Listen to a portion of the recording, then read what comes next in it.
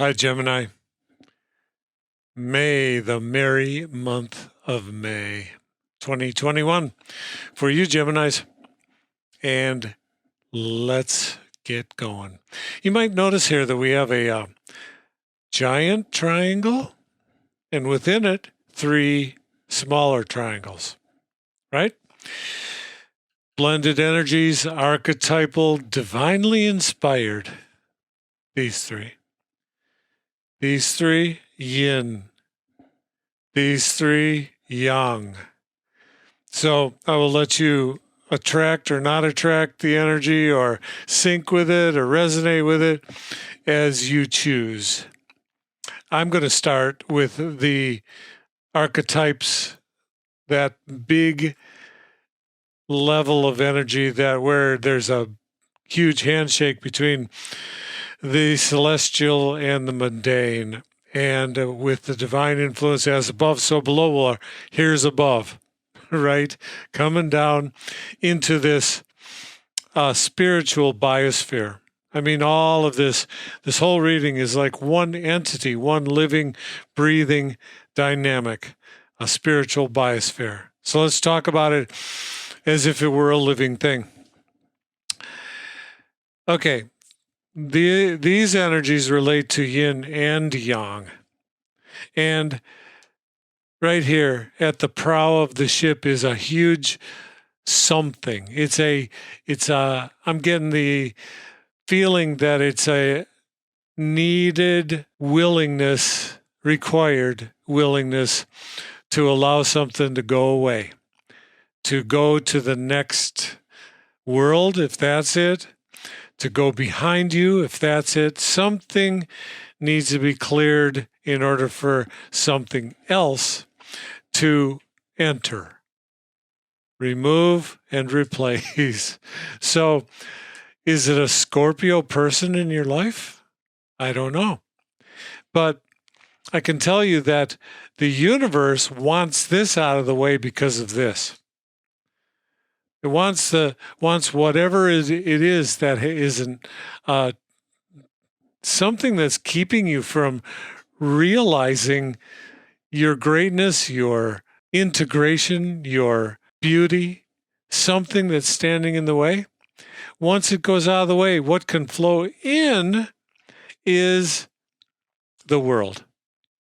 I think that's probably a nice carrot, if you need a carrot. But no, I mean, getting something out of the way and knowing that the world is what's on the other side. Why, if you've been holding on to something, why? Is it because you think it's the best you're going to do? Have you settled? Have you, for anything? It could be a person. It could be a thing. And what's holding you back is your fear of letting it go, perhaps. But what about if you knew that you have the world to gain? The world, right? Complete, perfect balance in your life. How cool is that? The grand mediator here is justice. What does justice want? Well, justice wants to play gatekeeper. Only she's not going to meddle. She's not going to influence your decision. You're the one who has to decide about what you're going to keep and what you're going to leave behind. But she's going to be watching.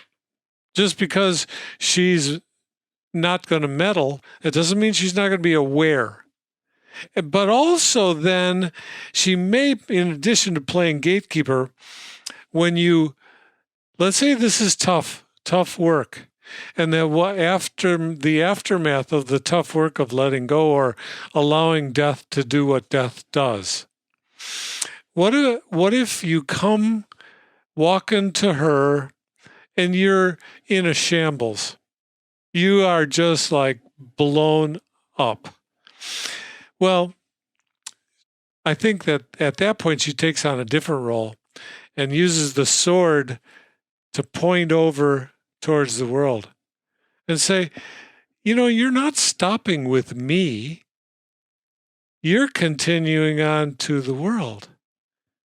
So that's the overall influence. I mean, it's a pretty simple equation when we make it simple. Let something go, gain the world. End of story. Nice story, though. Okay, yin. I think Gemini yin, I got the impression when I pulled the Ace of Wands that it's an ember that's already in you. It's an ember that has been burning, and you want to take your Gemini air and blow upon the ember and bring it to flame. Bring it into its flame state of being. Whatever that is, it's something that you haven't done before, something that you wanted to do before. And now's time. May. What a great time to start something, right? In the May season, right? Wow. Then standing in the next place, so you realize it here that you're blowing fire onto this, where you're bringing your ember to full flame on state of being, and you are going to Temperance right away. You go there. And why are you doing that? Because you want some counsel. Because maybe what has been keeping you, the reason it's been an ember up until now and has not taken flame is because you felt a little bit uncertain about it. Well, are you going to totally not feel any of your former uncertainty? I doubt it. There could be lingering, but that's why you're going right to Temperance, to get the counsel of this advanced archetypal energy that can take you not only to that place where you understand what you have to offer, and you understand that there's nothing to be afraid of, but you also get to be told that the idea is to retain your flexibility while you're walking into this new world. Start right from the beginning. You can make it part of your mantra that you will remain flexible, that you will not become brittle, and you will pass into that new world with a lot more grace and refinement, yin. And, well, what I think you're getting told here by the Five of Cups is that standing there, right there on the other side of the council, is a challenge. But it's not just any challenge. It's an initiation. And maybe the territory that you haven't entered is because it's a new world. Something maybe more that your inner being, your higher self knows, more than your intellect or your ego knows. But the higher self will not be put down. It will not be shut up. It's been speaking to you. So you bring it to flame, you get your counsel going, and then you go with confidence into the initiation. And in your heart of hearts, once you go into this, just consider it. Once you just consider it, you'll probably, if you don't get any indication that there's a comfort zone in there, then it's not for you. But it's likely, if this works and you're resonating with this, that this initiation, although it's unknown and with all the mysteries and like the fear of the dark, like the fear of the unknown that are contained with it, it's something that you've wanted. You knew it. You knew it back when it was an ember, that there was a initiation. So once again, you walk into there with grace and you walk in with refinement and you get gritty, right? Get gritty with that Five of Cups. It's not the Five of Swords. Cut, slash, slash. It's the Five of Cups.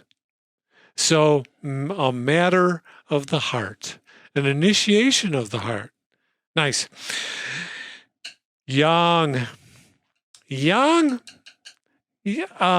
Gemini, this is for you to have a field day, but having a field day, it's kind of outside maybe your home territory because you're talking about cards that none of them are air. There's no air here. And the Knight of Wands. So Sagittarius. Fire again. Fire again. So maybe for Yang, it's good to blow an ember to life. But your ember is going to want to, gallop away. Going to want to start by just starting at the starting gate. Your beginning is actually action. Cool. Because what do you got? You got something in you that, you see how these are arrayed in a triangle? That this is what wants development. You want to connect with that part of you. That's why there's creativity that's associated with the Three of Pentacles. Creativity. Why? Because there's this impetus to create a partner for this pentacle. In the Marseilles deck, which this is, it's divided in two. There's exactly as this turns into a square. This turns into an exact square.